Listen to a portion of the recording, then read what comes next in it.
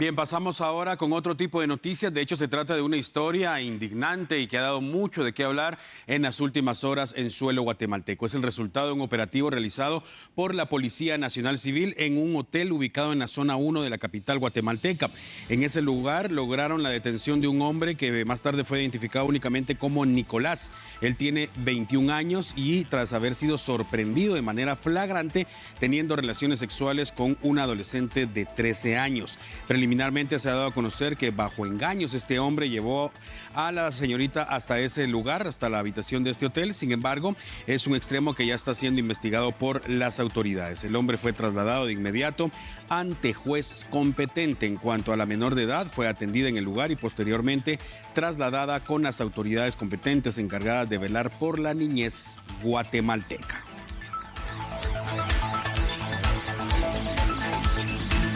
Bien, para hablar más de este tema, en este momento quiero darle la bienvenida al licenciado Leonel Dubón de Refugio de la Niñez. Bienvenido, licenciado Dubón, a TN23. Una noticia que, como indicaba hace un momento, ha indignado y evidentemente requiere del seguimiento por parte de las autoridades en cuanto a la investigación y, por supuesto, que la niña también requiere de la atención necesaria después de algo como esto.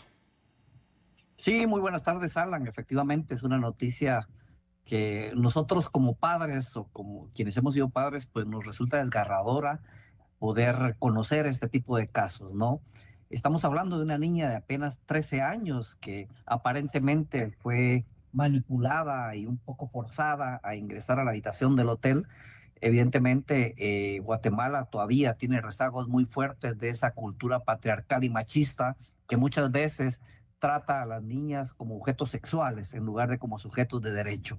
Efectivamente, la intervención de las autoridades pues permitieron la captura del agresor y evitar que se consumara una violación sexual. Sin embargo, creemos nosotros que debe caer todo el peso de la ley y que no debemos aceptar bajo ningún punto de vista las relaciones sexuales entre personas mayores de edad y personas menores de edad.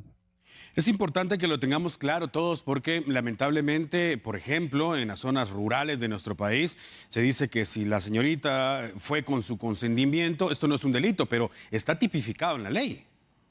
Sí, efectivamente, las reformas al Código Penal del año 2009, a través de la Ley contra la Violencia Sexual, Explotación y Trata, generaron cambios importantes, ¿no? El primero de ellos es que hace una diferenciación entre lo que es agresión sexual y lo que es violación sexual. Otro elemento importante es que cualquier relación sexual con una persona menor de 14 años es violación sexual independientemente de la forma como se dé. Otro elemento importante es que en Guatemala no están permitidas las relaciones sexuales entre una persona mayor de edad y una persona menor de edad. Siempre va a ser tipificado como violación sexual. Y en cuanto a tu comentario, Alan, efectivamente, la ley es clara en establecer que no priva el consentimiento. ¿Qué quiere decir con no privar el consentimiento? Que el consentimiento de una persona menor de edad para tener relaciones sexuales con una persona mayor de edad no es válido bajo ningún punto de vista ni bajo el Código Penal. Licenciado Dubón, ¿qué delitos le podría imputar el Ministerio Público a este hombre? Habría que determinar si se consumó la violación. Si hubo relaciones sexuales, se le puede imputar el delito de violación sexual, con una pena de 8 a 12 años de prisión inconmutables y además, por la mayoría y minoría de edad, perdón, se aumenta la pena en una tercera parte.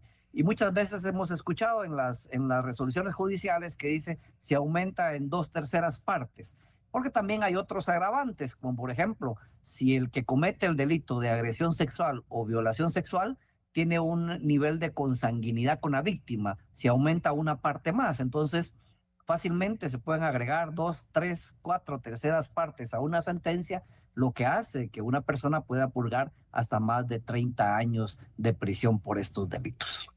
Licenciado Dubón, en cuanto a la víctima, ¿cuál debe ser el proceder en este momento del Estado guatemalteco con ella? Bueno, hay que investigar porque tampoco debiera de ser normal que una niña esté bajo el cuidado de una persona que no es su familiar ingresando para pernoctar en un hotel. Esto creo yo que hay que investigar qué pasó con los factores protectores del entorno familiar.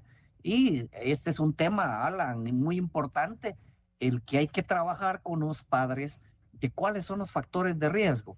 En la actualidad no es prudente de parte de los padres que dejemos a nuestros hijos al cuidado de cualquier persona. Y todavía sigue siendo muy común, tanto en el interior como en la ciudad, que a veces confiamos nuestras niñas o nuestros niños a los amigos, a las amigas. No, hoy estamos frente a una sociedad en la que se dan tanto violaciones sexuales de niños como violaciones sexuales de niñas, en la que se dan en el ámbito familiar, pero también en el ámbito cercano. Tenemos casos de maestros, de sacerdotes, de líderes religiosos, de abuelos, de tíos. Y estamos hablando de una cantidad de casos sumamente preocupante en lo que va de este año. Estamos hablando de 1.378 casos solo en el primer trimestre del año de evaluaciones ejecutadas por el INASIF sobre delitos sexuales. Estamos hablando de violaciones sexuales. Licenciado Dubón, evidentemente por el horario en que nos encontramos, seguramente hay muchas familias en sintonía de TN23, incluyendo menores de edad, adolescentes. Quisiera que aprovecháramos el momento también, porque cuando se habla de este tipo de delitos, lamentablemente hay mucho tabú todavía, la misma vergüenza, pero recordarle a la población en general que esto no es normal y que lo que tenemos que hacer es denunciar, independientemente si es un familiar, si es un amigo, si es un conocido, un vecino, si tenemos conocimiento de que algo como esto está ocurriendo con algún menor de edad, lo mejor siempre va a ser denunciarlo ante las autoridades pertinentes. Sí, claro, hay dos elementos claves, Alan. El primero es trabajar con las víctimas, generar ese ambiente de confianza cuando las víctimas empiezan a manifestar esto. Primero, los padres no tenemos que asustarnos y alarmarnos, aunque es una noticia difícil, pero tenemos que tratar de procesarla como adultos en el menor tiempo posible, acuerpar y arropar a las víctimas, acompañarlos a un proceso terapéutico, preparar las condiciones para presentar una denuncia, porque muchas veces nos asustan las denuncias y no las queremos hacer, acudir a profesionales. El refugio tiene muchos profesionales que pueden apoyar a los padres de familia. Otro elemento importante también es la observancia de nuestros hijos, porque nuestros hijos o los niños, sobre todo cuando son menores de 11, 10 años, les cuesta expresar cuando les pasa este tipo de situaciones. Hay casos en los que los mismos agresores los amenazan con matar a papá, con matar a mamá, con matar a un familiar para que no hable. Se les puede prestar acompañamiento porque los niños son intimidados por sus agresores sexuales para no hablar, y hay que preparar el momento y acompañar a quienes han sido víctimas de estos delitos. Por otro lado, también existe una responsabilidad de nosotros los padres de observar la conducta de nuestros niños. No es normal cuando un niño es víctima de algún tipo de violación o de agresión, sobre todo sexual.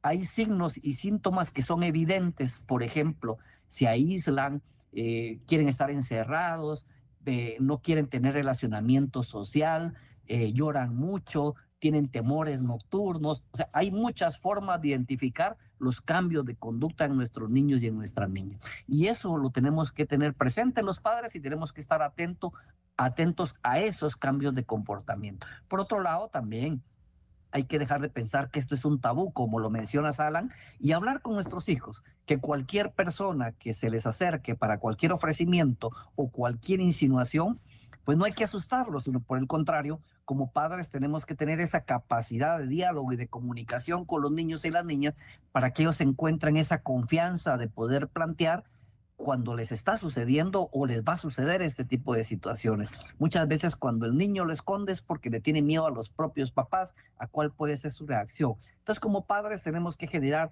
esos espacios de comunicación y de confianza que permitan que los niños y las niñas también puedan manifestarnos cuando se sientan amenazados. Licenciado Dubón, ya para finalizar, mencionaba usted justo algo muy importante, ese miedo de presentar la denuncia por las represalias o dependiendo de cada circunstancia, pero usted mencionaba, hay que prepararse, hay que preparar la denuncia, hay que buscar a los profesionales. ¿Cómo hacemos para comunicarnos con el refugio de la niñez? Aprovechamos el momento. Claro, pongo a disposición los teléfonos 2294-6200, 2294-6200, o llegar directamente a la Cuarta Avenida 10-52 de la zona 9 de la ciudad. Puede ser también directamente a las instalaciones en zona 13 de la Procuraduría General de la Nación. en zona 1 de la Procuraduría de Derechos Humanos en la 12 Avenida, y podemos también acompañar nosotros directamente los casos y los procesos. Creo que lo importante es no quedarse callado, no permitir que siga pasando, porque tristemente cuando existe una de estas experiencias en una oportunidad, lamentablemente esto se repite y se sigue repitiendo. Hemos tenido casos de niñas que han sido violentadas sexualmente en 4 oportunidades distintas y por distintos agresores. Entonces yo creo que hay que romper ese silencio. Hay que romper esos tabúes, hay que tener comunicación con nuestros hijos e hijas y hay que dejar de normalizar la violencia sexual y sobre todo hay que dejar de normalizar que las relaciones sexuales entre un adulto y un niño son normales. Excelente, licenciado Dubón. Gracias una vez más por nosotros, por compartir esa valiosa información. Ya ha escuchado usted, amigo televidente, le poníamos también en la pantalla el número telefónico para que usted se pueda comunicar con el Refugio de la Niñez.